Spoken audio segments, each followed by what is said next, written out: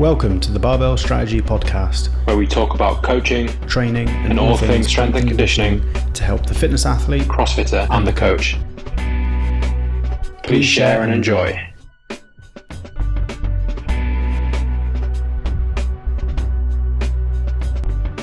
How's the shoulder sound? It's getting there, slowly. I managed to do back squats for the first time in 2 months yesterday. That was a big win. Because I couldn't get the bar on my back before, just too painful in that position.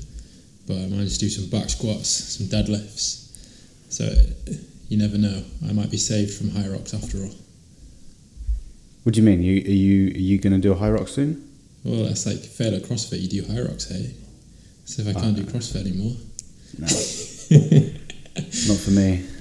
No, you're not. It's not your kind of thing, hey? Too much running. Yeah, I don't know. I just since I stopped CrossFit, I just think I've just been more interested in doing quote unquote real sports and things that are probably a little bit more tactical and skillful and social and all those things. Yeah, but, it's different. Yeah. Do you notice the difference? Do you have a safety squat bar at CrossFit Leeds? Yeah, that's what I've been using up to now, which is like lucky that they've got one, because if they didn't have one, then I wouldn't be able to do any squatting whatsoever. I wouldn't be able to do much, because especially at first, I couldn't even hold dumbbells down by my side. So without the safety squat bar, I'd have very weak legs right now. But yeah, it felt nice to ditch it and get back to back squats. Do you try any Hatfield squats? No.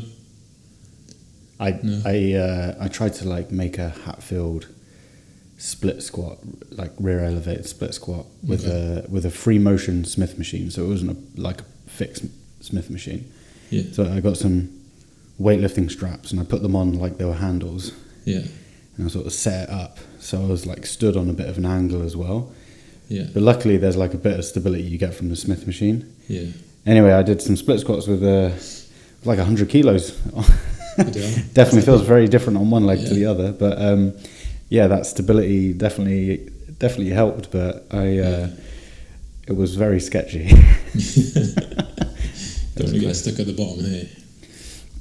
I couldn't really throw it back though, because it was a rear foot elevated split squat. So if I threw it back, I'd have to like swing my leg through and sort of try to do a backflip. Yeah. I don't think that would work. Yeah. It's like, how many times have you done snatches in the past though and like failed it and brought it down on your back and ended up doing a forward roll over the bar? Not once. You've never done that? No, because my shoulder mobility allows me to bail out of the lift correctly. I actually demonstrated how to bail out of a snatch on a weightlifting course, and I did it with a PVC pipe. And obviously, there's no weight with a PVC pipe, so the thing just landed on my back. Yeah. I was like, "That is not what you're supposed to do." Yeah. But anyway, no, I've done that at least twice. I've definitely hit my head a few times there. Yeah. Or your chin when you're doing your jerks. Yeah, and then that's a bad one. And then your teeth hit together, and it smells like you whacking two rocks together or two bits of flint together, and it like creates a spark. Anyway, still got my teeth, thankfully. Do you remember the old rig in Meanwood? Obviously, because it was completely uncoated. Hey. I think that was the best rig I've ever used. It was so good, but I used to remember if you did a lot on it, like a lot of chest to bar or whatever, you'd get off and your hands would smell like burning skin. Did you ever get that? Yeah. I don't know. I was probably not doing high enough for volume gymnastics there. You got the best score in the world on open workout there, didn't you? Yeah, 15.1. I was thinking about that today actually. That was 10 years ago. Fucking hell. It's crazy, isn't it? Top score in the world. It's a good time. Caused some controversy online as well. It did. Let's not go into that. Hey? A little bit of commotion over in West Yorkshire. I'm not sure if that's still been forgiven. All right. Anyway, so let's not get into that, and let's actually move on to what we're going to do in the podcast today. So today we're going to be going over basically what we think are our biggest mistakes, or just the things that we look back on in our coaching that we think that, we would have probably gone around them a little bit differently in hindsight. and we both got 2 points to go through. One of them is more of just like a general outlook of training. And then the other one is actually on our little chat before the podcast is something that we both feel that we did a little bit too much of, which was focusing a bit too much on strength. But before we get into that, we're going to go into the other two. So for me, I think one of the things that I've had to evolve my thinking around in coaching has definitely been just the amount that a program can actually do, and through just my own general experience in training and looking back on things, and then probably a few conversations that I had with one of my coaches who really helped me. We were working together, he was my coach, but there was also like a bit of a coaching mentorship with that as well. So I was learning a great deal through working with him.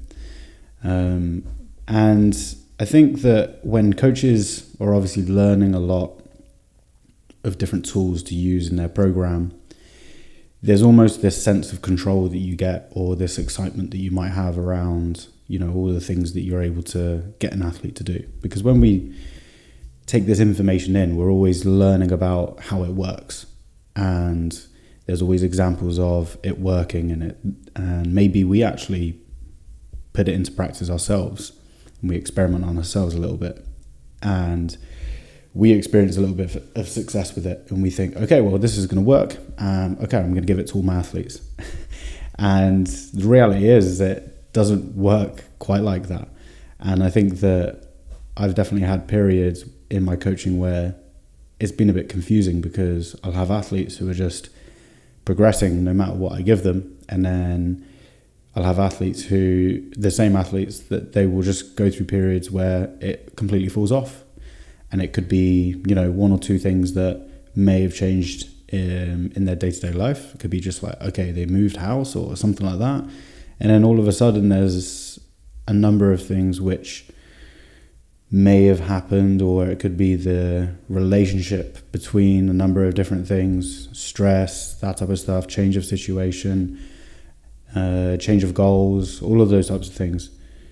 And then it just becomes very difficult to create that success for the athlete. And I think in my own personal experience, I went through like about 3 years of training where, so I think 2016 was my best placing in the Open, and I think that was a year where the region that I was in became completely stacked, because I remember I went from like 1,000 to 500 worldwide, but I lost maybe 2 or 3 spots in the region, and it was 2016.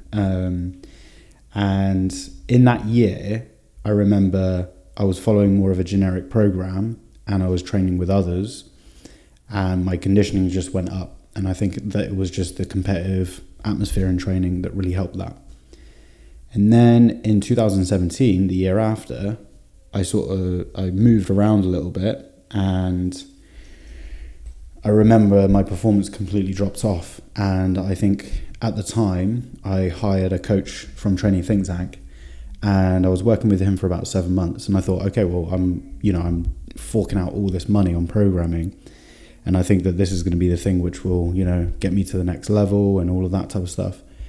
But my just general situation changed. I went from living in Kuwait, where I lived a pretty sheltered life that was very much just focused on training and working, and I was at the gym for say 13, 14 hours a day. I didn't really have much else going on. And then I moved to Chicago, and I was working at 3 different gyms. I was working under the table. I was trying to get a visa sorted out in the background and everything like that. And I had all of this all these other things going on, which sort of pulled me away. And I was still training hard, but it was just not as focused. And I noticed that my performance dropped. And like I said, I hired a coach, and I was like, okay, this is going to be the thing that will change it all. And then a year later, I moved to the UK, and I sort of got a little bit more stability in my situation. And again, I was just at the same gym. I wasn't working at 3 gyms this time. I was at the same gym for, I think up to 14, 15 hours some days. The commute in London was a bit too much for me to go home in between. And everything was just all in on training again. And I was able to focus in, and I had like a reasonably good year competitively. I do remember getting a couple of really decent scores in the Open, but the level of competition over those 2 years just it went to another level. And the way they sort of structured the regions and everything like that made it even more difficult. But over that experience, I just felt firsthand the effects of having other things going on, which will affect, how much you're actually able to get out of training, how much you're actually able to adapt to training. And I went from a fairly generic program to which got me pretty far, a good competitive training environment. I went into a training program which looked very, I would say now looking back on it, over-engineered. There was lots of different things I was doing. I was doing things like French contrast and post-activation. Like I was doing like snatch pull isometrics for 10 seconds into snatch pulls. I was doing all of these very elaborate strength development things. I was going through 2K row progressions, which were hyper focused on heart rate and pacing and everything like that. And then I went back into a program which was just a little bit more general. There was definitely a lot more individualization in terms of I was working on the things I needed to, but it wasn't hyper specific. And I look back on it now and I think to myself, I was like, okay, you want to have this combination of being able to lock in on your training, being able to really focus in and put the energy into it. And that doesn't mean necessarily getting 9 hours of sleep a night and that type of stuff, but it's just sort of like have the amount of focuses that you have going on in your life and your bandwidth and your mental capacity to just absolutely just put yourself in a hole in training and then just be able to manage the rest of your day. If you're doing lots of different things, that becomes really hard. Whereas if you're a coach and you're around the gym all day long and you're just training, general population and CrossFit classes, these are cognitively easy things to do. All right, but they might be hard in terms of just the energy that you actually have to put out. But cognitively, they're quite easy to do. But if your brain is sort of scattered and you've got a lot of things going on, it can be very difficult to get those adaptations from training. And I think that one conversation I had that sort of hit the nail on the head and brought it all together was I spoke to my coach at the time, Todd. So this was sort of when I went back to London and I started working with him. And I just asked a general coaching question. And I said, to what extent can a coach actually impact someone's performance and someone's development in their training? And he just said, he goes, not very much. And what he used was this sort of analogy, or not even analogy, he used an example I think that he may have seen in some studies, which was around parenting and the sort of effect that you could actually have on sort of the upbringing and the future of a kid's life through specific parenting practices and all these types of things. And the example he was giving was saying that people are sort of genetically predisposed to certain things, and the main thing really is that, kids will do what they do and athletes will do what they do. The main thing is just giving them a supportive base and not fucking them up, so an easy example would be if you have, for example, an athlete who might be, say, conscious around their body weight and they need to work on their gymnastics. You've got to be really careful with having a conversation potentially about those types of things, because it could be something which really just throws them off. And then you've just created this situation which you could be creating this sort of complex that they end up getting, which is really going to be unhelpful. It might be a conversation that you're open to having if an athlete comes to you and they want to broach that conversation and they want to see what you think. But I think that, as coaches, you've got to make sure that you don't do things which are just, I don't know, just weird. I remember doing a personal training session once with one athlete, and she was like, don't tell my coach. They don't let me do anything else other than the program. And I'm like, what the fuck? Like, are you kidding me? Like, this is a coach who is in a completely different country, is saying that you can't get some like hands-on coaching in real time to help with this certain skill.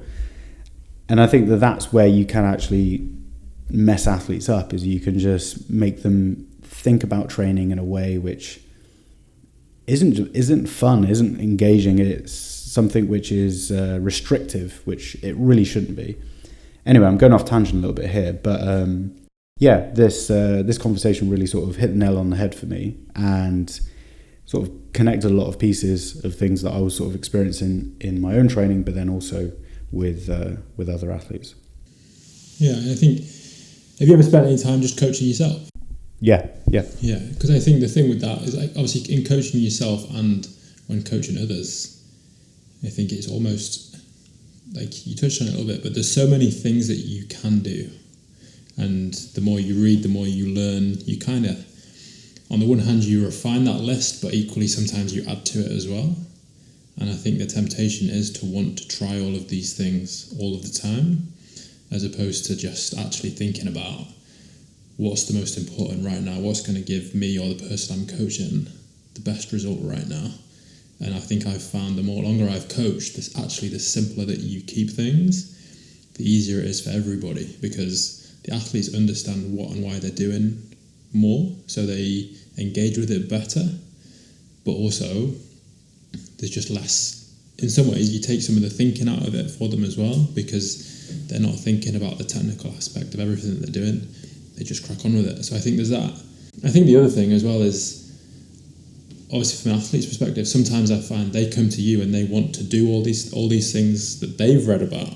Mm-hmm. And I think then as well it's having the ability to, because obviously coaching it's collaboration. It's not, like you say, the coach isn't the dictator.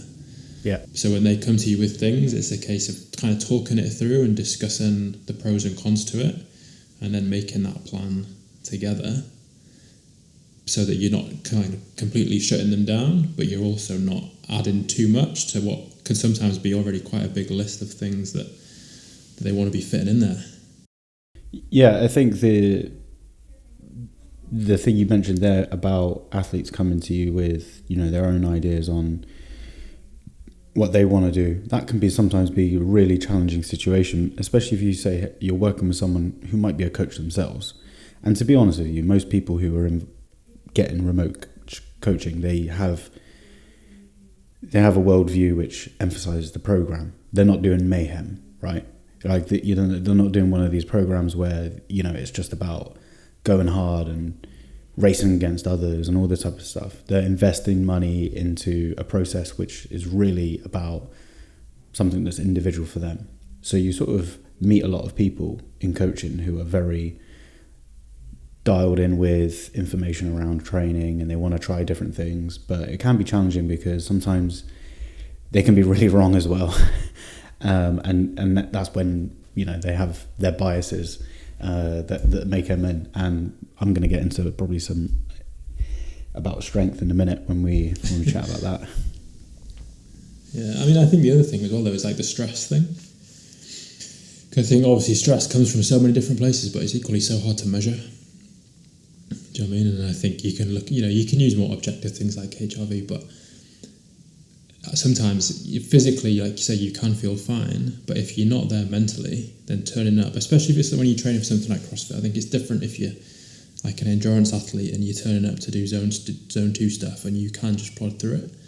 But I think for a lot of CrossFit kind of stuff, especially if you're training by yourself, then you need to be in the right place mentally to really get the most out of it. And I think for me, like some of the times I've struggled with training the most, I've not necessarily been the busiest I've ever been, but I've had a lot of mental stress. So even though I've got the time to train, and I turn up to the gym, I'm just not approaching it in the best possible way. And I think part of that as well then from a coaching perspective is, especially if it's an athlete who you might not have met, or they're still quite early on and you've not really got to know them yet, they might not always share that with you either. And even when they do, you're limited in what you can really do about that. Yeah, yeah. And that can be a challenge at times too.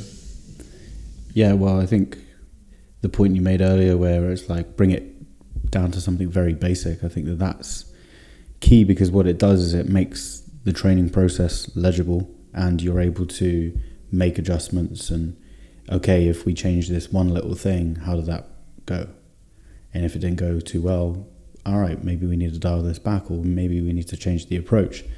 But if you are starting from a position of complexity and then there's complexity going on outside of training, that can really, really make it hard, and you end up wasting a lot of time just going back and forth and trying to figure things out. And it sometimes might just be a simple thing like, I don't know, end of financial year, and the person that you're coaching has a lot of deadlines that they have to, sort out and that type of stuff. Got to pay a big tax bill. Yeah. Stressful. Tell me about it. All right. So Sam, tell us what. Yeah. So I think this was something, especially when I first started coaching. I think because of my background, obviously with a sports science background, and then doing the strength and conditioning degree, I think I touched on it a little bit in one of the early podcasts. But I think all of that stuff, you get taught things very much in isolation. So this is how you get strong. This is how you get fit. If you're doing this exercise, you need to be doing it at this frequency, which is fine in a very, obviously in a lab-based setting. But I think even in some sports, then especially like some endurance sports like triathlon, things like that, you can kind of think of things that way. But I think CrossFit is inherently more complex than that, especially when you get round to competing, because obviously on a competition day, everything's thrown in there together. And I think when I first started coaching, I was guilty of thinking about things in a very isolated way. And I think you probably saw this, like watching me train. I'd have my strength stuff, and I'm following a Olympic weightlifting program with also then this squat program with also then these accessories.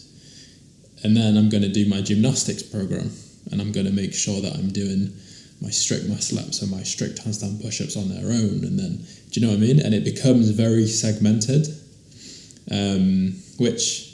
Do you just off tangent, do you remember that idea around big monkey and little monkey from John Wellborn? And I remember at uni, we were both like, I think you were just training completely high volume through the roof, and you're like, I'm a big monkey. And I was like, and I definitely was not a good responder to super high volume, but I was like, I'm a big monkey as well. Everyone wants to be a big monkey here. Yeah. That's the thing. It was like the high volume training. It wasn't about how good you're working hard. Yeah, it wasn't about how good you are. It was like, what volume do you train at? That's the real test. Yeah, definitely. But I think again that obviously links in nicely to the isolation. If you're isolating everything, you are going to end up doing a lot of volume, because and all that stuff, that's without even thinking about your conditioning, And I think then obviously because that was the way I was taught and the way I was training, like very early on, it's like then that naturally becomes the way that you coach other people too, because that's what you're familiar with, that's what you know.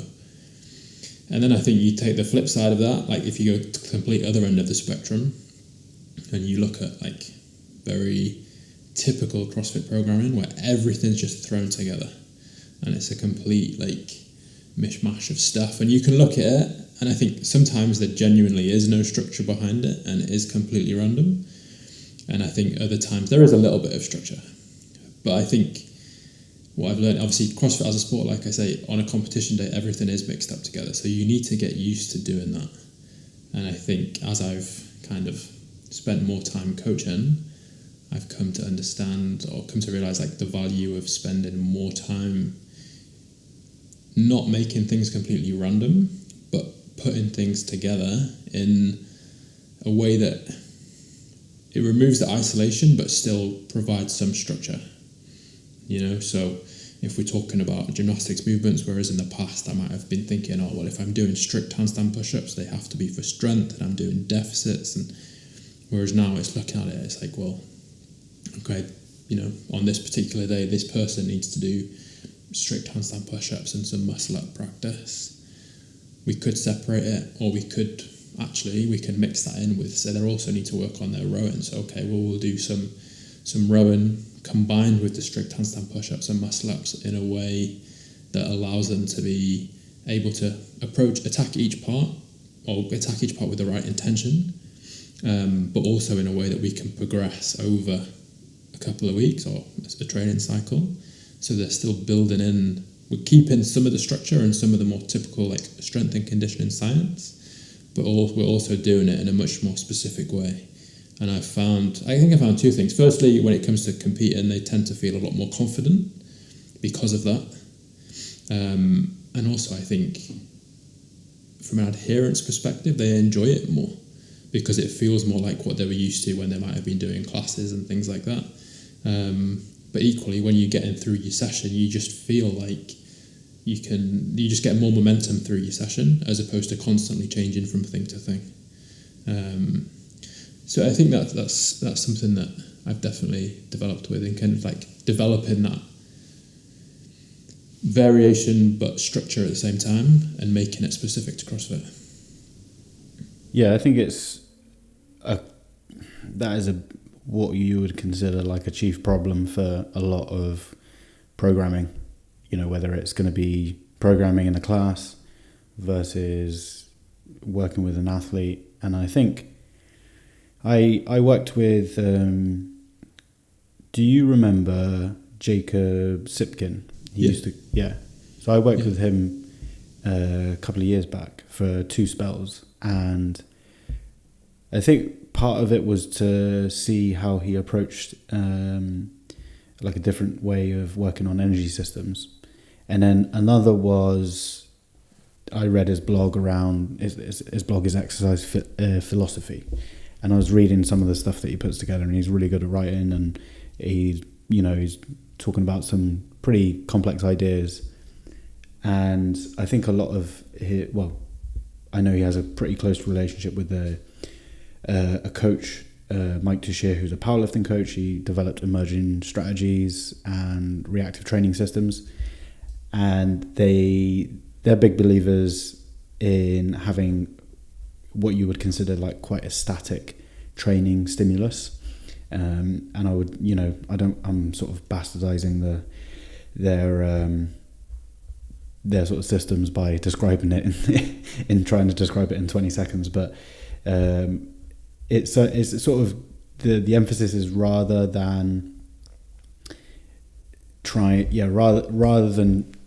training to train, you are trying to create a very specific adaptation that is very specific for that individual, and that will sort of build up your rate limiter.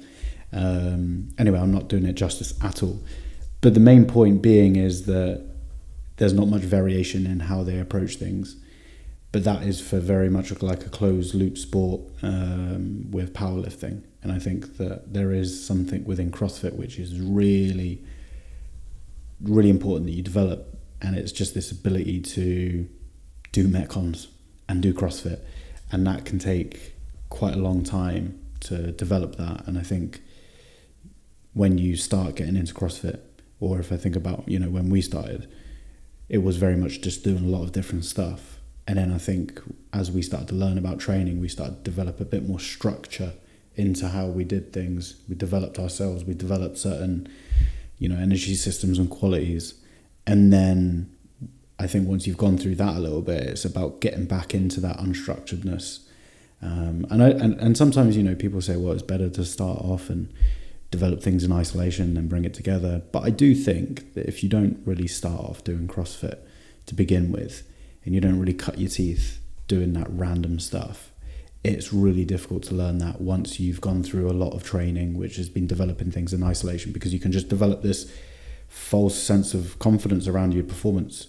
And we see it all the time, right? Someone's got a similar strength number to one CrossFit Games athlete, and then all of a sudden they're like, whoa, I'm pretty strong, I'm pretty good. And it's like, can you do all the other things though? Yeah, that's it. I think the classes, like say you start off with classes, it shows you what you're bad at as much as it shows you what you're good at. And I think then it's definitely there's that progression for athletes, I think, as they go through their like competitive career, and you start off, like you say, at the beginning, and everything can be quite random and varied, and that's cool. But once you've identified the things that you need to work on, then it's focusing on those things to get back to where you started. You know, because it's all good and well saying, oh well, I need this person's going to do handstand push-ups and muscle ups with rowing and burpees and stuff, but they've got to learn to do a muscle up first. And when it comes to that kind of thing, obviously you have to isolate it a little bit more. Yeah, I think there's definitely a difference between development and then getting someone to perform and practice performing, and there's a balance there, and you are going to go through phases. You know, even you come off of a competition, yeah, you don't want to touch CrossFit. You know, maybe you do some, I don't know, rowing, strict pull-ups and wall ball, but you keep the intensity low, and you're not doing anything which is really high intensity. But I think that you need to make sure that you have still that performance element and that feel for CrossFit just sort of threaded in there. So, you know, once you do get your muscle up, all right, instead of just doing EMOMs of muscle ups, do your EMOM and sit on the bike in between at an easy effort. Yeah. And just... Yeah, exactly. Yeah. You can keep it simple, can't you? It doesn't have to be complex. Yeah. I think that ties in quite nicely for our last point. So I think the last thing both of us have experienced, and honestly, I think most coaches who enjoy strength work, they get into this, is basically overemphasizing strength work or strength development for CrossFit athletes. So for me personally, I think that I enjoyed getting stronger and doing strength work and following strength programs, and there was a lot of information about it when we were starting CrossFit. And I think what was quite popular back then was, you know, powerlifting coaches or weightlifting coaches coming out with a method, putting out a PDF, and then, you know, going on to like LimeWire or something like that to try and download it illegally when you're at uni. And it's easy to understand on paper. It's easy to sort of get some quick wins with it. I remember a lot of the time people used to say, oh, getting fit and developing your conditioning is easy and quick, but getting strong takes a lifetime. And to be honest with you, in my personal experience, I think the opposite is true. Like developing an engine, developing endurance is something which takes a long time and it's a long time. It's actually just like a lot of time as well, because the amount of time you're doing the work. But getting stronger can be pretty quick for some people. Anyway, that's the key thing. Hey? Like some people, yeah, I feel like I'm the opposite to you in that sense. Well, I mean, I think we're different types of strength as well, right? Oh yeah, 100%. Yeah. You know, so there's definitely going to be types of training that you're going to be more suited to, more enduring styles of strength work than you know, and I'm probably going to be more. You're more explosive, powerful. Yeah, that's more your thing. Hey? Yeah, weightlifting. But I mean, part of that is also just like biomechanics as well. Yeah. And just the stress that it puts on your body. So I think you obviously have these physiological differences, but you also have, or in terms of like our systems and our raw physical qualities, but then also biomechanics and just the amount you're able to withstand that type of training. Like if you're really tall and, you know, built like a stick, then you're going to have a really hard time doing a high volume squat program. It's going to be putting a lot of stress on your back. Anyway, so I think the one thing I overestimated mainly was just the type of strength that's required in weightlifting and powerlifting. You know, these are the things that we draw our influences from in the CrossFit world. That's a different type of strength to what is required in CrossFit. And, you know, the programming and the general goal of those sports is to develop your top end numbers. And I think the one thing that most CrossFitters understand is developing your bottom end numbers is going to be more beneficial. But the way that we actually train and the way that we actually view strength doesn't actually quite line up to that thinking. And I think that people are still stuck into this idea of just, okay, if I get my max numbers up, then that's going to be the thing that will make me be able to power clean 100 kilos, just rep it out in the middle of a workout. And that's not necessarily the case. And, you know, I remember actually the OPEX battery test. It was like a power clean 1 rep max, power clean 1 rep max, and then immediately start an 8-minute clock of 90% AMRAP of that weight you just hit. Anyway, and I think I got like a hideously low number on the AMRAP, but like a fairly decent power clean. And then I heard of, maybe a couple of years later, of like the score that Rich Froning got. I think he was training with, what's his name, Mike McGoldrick, who was an OPEX athlete. He got coached by James Fitzgerald, and I think that they were doing some training piece that was written, and you hear of the reps that he got, and it's like triple what most other people got. But there's a different type of strength that is required in CrossFit. And I think, you know, people talk about Matt Fraser and they're like, well, he's got a weightlifting background. And then, you know, I say he's got a weightlifting background, but he could actually be a little bit more on this sort of endurance side of things, you know, because he responded really well to doing the additional endurance work. Maybe he just, in the sport that he took up when he was a youngster, was just something which developed his movement, his biomechanics, and his understanding of, you know, how to move efficiently with a barbell, developed his squatting pattern, all those types of things. Anyway, getting a little bit off track here, but the thing that I ended up doing, which was just, I suppose, not good coaching and good programming, is I just put people on 3-month block, 3-month block strength programming, like for everyone. And it was a bit generic. It was like, okay, we're going to go through a hypertrophy phase, a strength phase, and then a peaking phase. And everyone did max out at the end, and everyone did get better numbers. But did that translate into the better performance in CrossFit? No. There could have been a couple of events that they did better on, but to the detriment of all the other things. Yeah, but that's the thing as well, though. Hey, like over a competition weekend, that might be one event. Yeah. There could be 5 or 6 others where actually, if they'd have focused on something else, they would have got a lot more out of it. And I think you do have those people who actually who just want to max out on the strength event and scream and shout and enjoy that 100%. Moment, right? Yeah. But I think at the end of the day, people do actually just want to be better CrossFitters as well. And it might not be attractive work. It might not be something that they actually want to do. It's not as fun as just doing, you know, rounds of heavy back squats and that type of stuff. But yeah, the strength demands of CrossFit are very different to what we find in strength sports. And I think that understanding that your max numbers are KPIs, and these are things that you do want to progress these. You want to compete at like the semi-final level, and you can't do, I don't know, probably like a 140, 145 clean and jerk these days on the men's side. Like you're probably like, that's what you need to focus on first. So I think that's a key thing though. It's for people, it's deciding what kind of level do they want to get to. I think obviously we were looking at competing at a regional level. So for us, we are targeting those like elite strength numbers, which do take time to get to, and you have to put in very focused strength work to get there. But then if you've got someone who's quite happy competing in something like, say, Rainhill or something like that, where obviously strength demands, they're just not, the numbers that you need to hit to be competitive there are just lower. Like either whether it's the weights that they might use in more like conditioning workouts, or even if you just compare yourself to other people when it comes to 1 rep maxes, if you're at a point where you're already competitive in that area, then is your time better spent focus on other things to bring yourself up as a whole.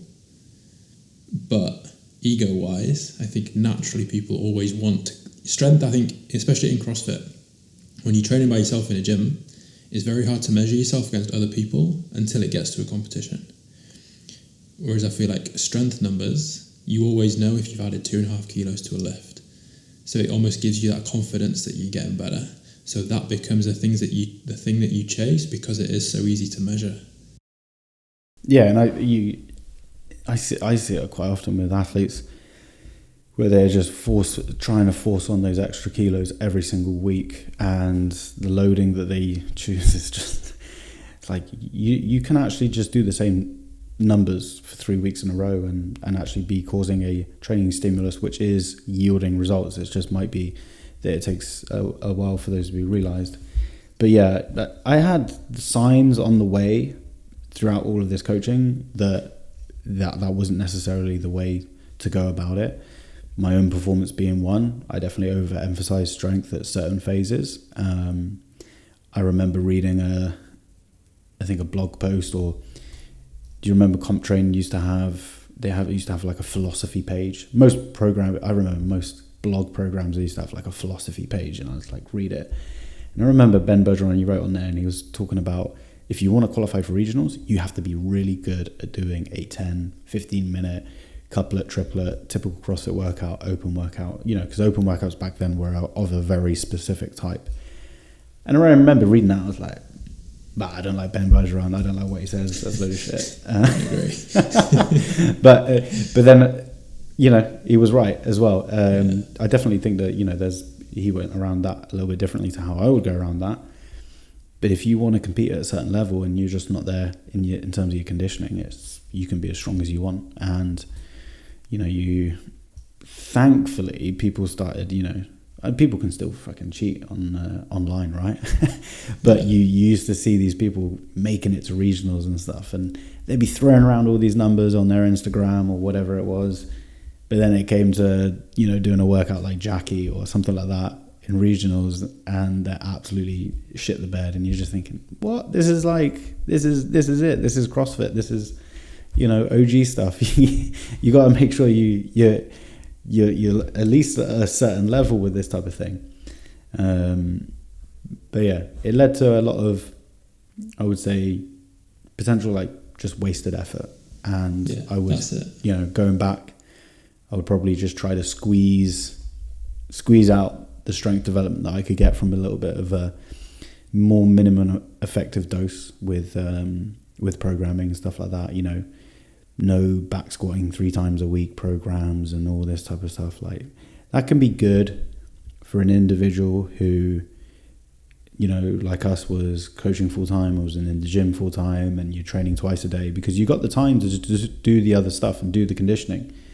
But for someone who's training for, they got a full-time job, a demanding job, maybe, a family at home life and all this type of thing. For them, they just don't have the time to be spending half an hour just doing their squat cycle and accessory work. Like, they need to be practicing CrossFit, and they need to maybe just get a bit of a smaller dose of strength work. Yeah, 100%. I think I kind of obviously did the same things, but probably from a different perspective to you, because I think I was always my win rate maxes were never the highest, but I was always just more efficient at higher percentages of those win rate maxes than other people. And I think then that gave me a benefit, but also it probably gave me like a not false confidence, but like it probably made me think, I don't need to work on that kind of stuff then. So I would just chase the win rate maxes because that's where I saw my biggest weakness, which it was. But then obviously then as a coach, then you can't then apply that same logic to everybody that you're working with, because for them it might be that the opposite is true. And I think for those people it's a case of you can kind of leave their max alone, because instead of spending that time working on that, they will benefit a lot from spending time working on even just like the technical elements of doing higher volume lifting. Spending time in their sessions specifically working on barbell cycling instead of just going heavy. They're going to get a lot from that, because it might be, if they're just not as efficient, then they need to develop that efficiency and they need to find ways to do that. And I think as well, when you look at, like, say, it kind of goes back to thinking of things in isolation again, but like when you can look at the strength part of your training program, it's thinking again, like, all right, I'm not actually going to focus too much on the heavy stuff. It's that whole part of that session is going to be focused on practicing different variations of snatches at different loads, so that they get used to muscle snatching or no feet power snatching or power snatching, and they learn how to do that and how to chop and change between them and how to select which one to use in different circumstances, and even like mid-workout, it's like, say there's the open workout and it was like 10 rounds of power snatches and burpees over the bar. And obviously you might get someone who's only like 40 kilo bar, so light, but you might get someone who they can fly through the muscle snatches for 5 rounds, but then they hit a wall. So what do? Do they revert back to just doing singles, or can they adapt and can they go to like a no-feet power snatch instead, which is going to make it a little bit easier, it might be a little bit slower, but they're going to be able to string their reps together and pick up a bit of time that way. So it's teaching them all those different methods and then giving them the ability to adapt that when they need to, that I feel like a lot of people benefit from. But that's something I think that I had to go through that process of trying to get people really strong, to learn that, to actually, like you say, see, okay, they're stronger, but they're not getting any better at CrossFit relative to other people in a competitive setting. Yeah, I think the thing athletes need is optionality, and whether that's in the movement selection and the techniques that they have, or whether that's just in the strategies that their body sort of chooses to create energy from, right? Like you've got to have a very broad training plan, and I do think that you need to identify those key things which every athlete needs, regardless. Okay, we need a 1 intense exposure of weightlifting per week. Does it have to be the snatch? No. Does it have to be clean jerk? No, but we just need 1 intense exposure. We need 1 more skilled exposure. Can that be touch and go, barbell cycling? Can it be, just some no feet, no contact snatches, or some other constrained variation?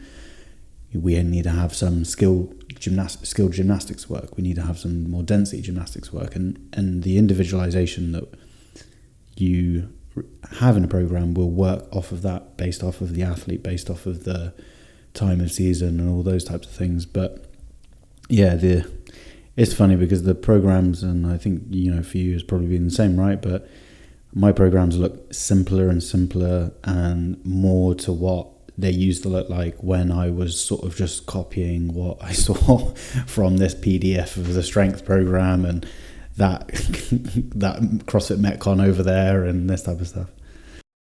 100%. I think that's definitely the way it's gone. Even to the point now where I tend not to rely on percentages that much unless it's for a very specific reason.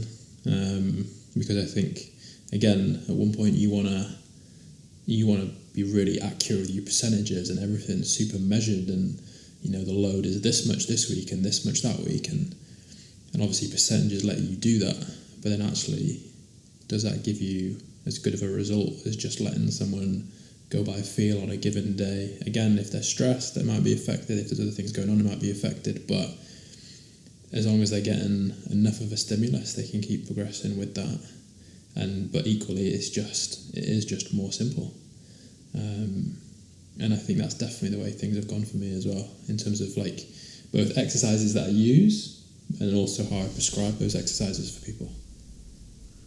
Yeah. I use percentage ranges for lifting, but everything is very movement based. So if they're not hitting certain things, then I tell them don't increase from previous exposures and that type of stuff. Definitely. I think it also gives them a little bit of control as well and they learn about training too. They don't just become blind followers. They're actually thinking about... Mate, if there's one thing that does my head in, it's like when athletes go, I don't want to have to think about this. I just want to do what's written down and get better. And I'm like, you need to be a student of your sport. If you want to get better, you need to have some basic understanding of this. You don't need a freaking PhD in strength and conditioning or anything like that. But if you don't know how training works and you don't know how to just keep moving the needle forward just a little bit each week, or just be able to think about these things, you can have a really hard time in this sport. Yeah, I think that's, something, I know we mentioned this before as well, but from our backgrounds within sport, we already knew how to train when we started CrossFit, started competing in CrossFit. I know, I did some pretty stupid shit. But I did, but we had that, some of the underlying stuff we could grasp. Whereas I think for people who perhaps CrossFit is their first exposure to competition, and they've got used to doing the classes where they do literally walk in the door, they get told how to warm up. what they're going to do next, sometimes how to cool down, and then they go home, they never think for themselves enough to develop the kind of mentality that we might have had around that. So some of the things that we think, well, of course you walk in the gym and warm up, whereas they might think, oh, I'm just going to walk in and start doing my squats. Do you know what I mean? And I think I've started to do that on occasion, but I think there's also a part of it where it's just the way people are.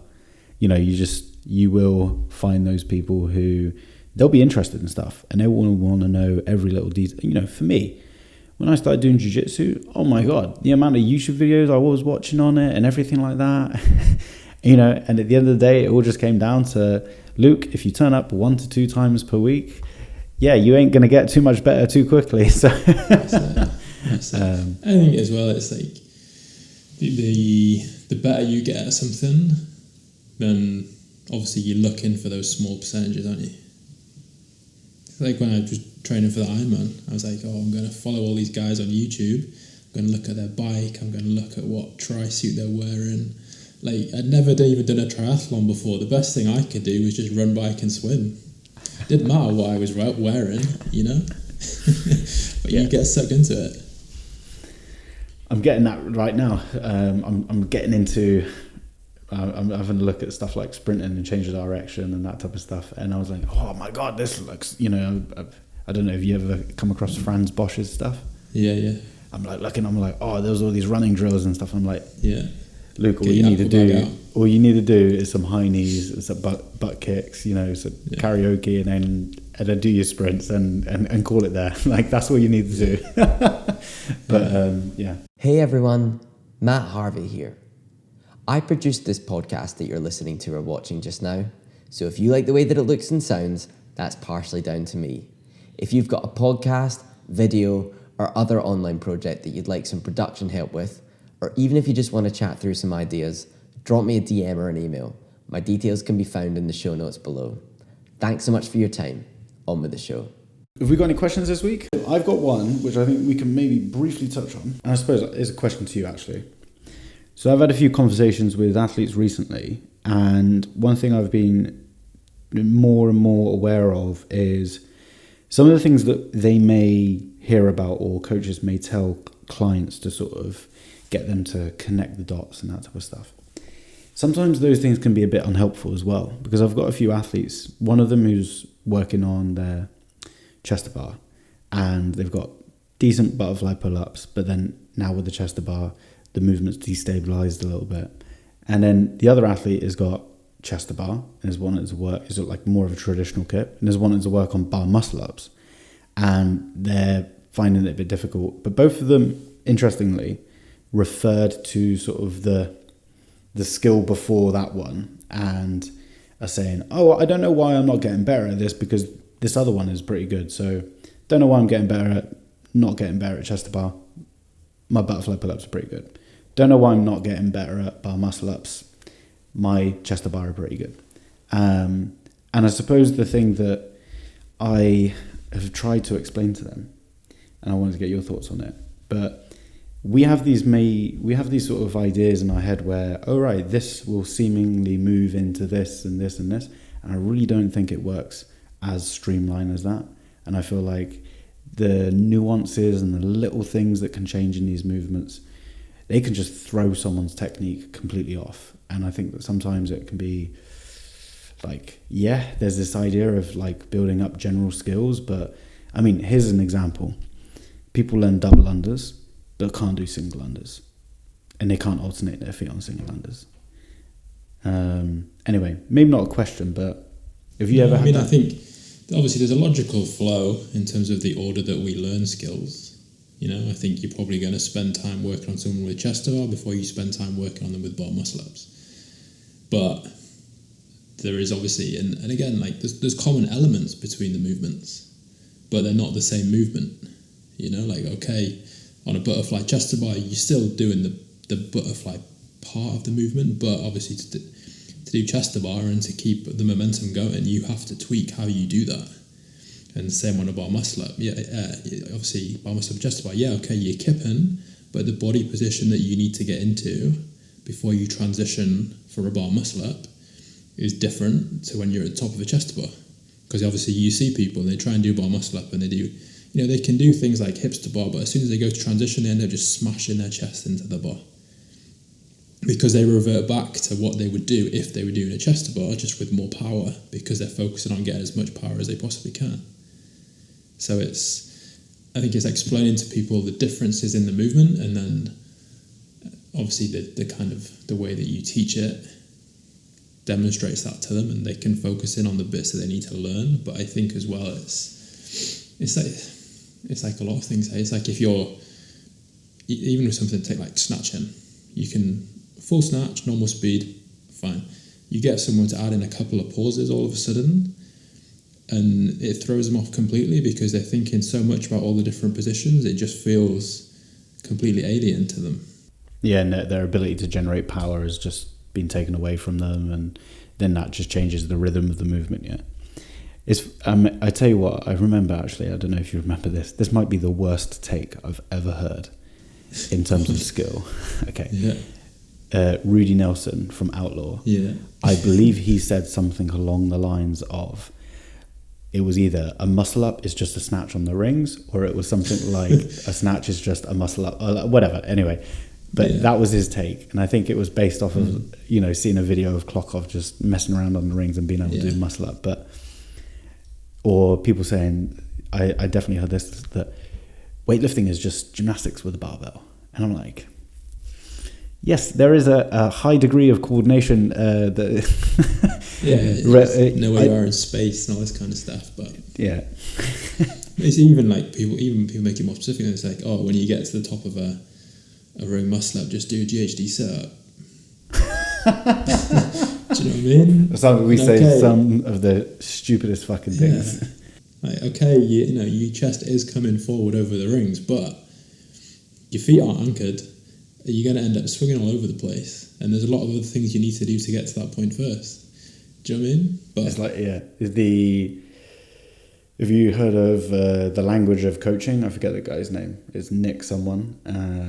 Anyway, I think he was an S&C coach with Ireland at some phase, at some point, and he talks about analogies, and I think analogies are useful, but I think in the CrossFit world, we use analogies about other things involved in CrossFit. So rather than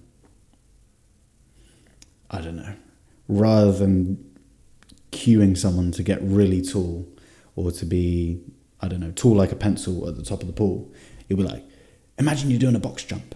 And I'm like, have you seen people do box jumps? They just hike their feet up over the box. They don't even jump off the floor. No. But it's, this idea of, okay, the GHD sit up as an example. Rather than doing that, why don't you just say,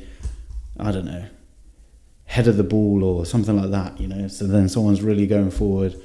Anyway, I'm thinking of shit analogies on the spot here, but I think as well though with that, like it's having different things to say to different people that all mean the same, because you might be trying to get 5 different people to do the same thing, but if you give them all the same cue, they're all going to do something a little bit different because of how they interpret it.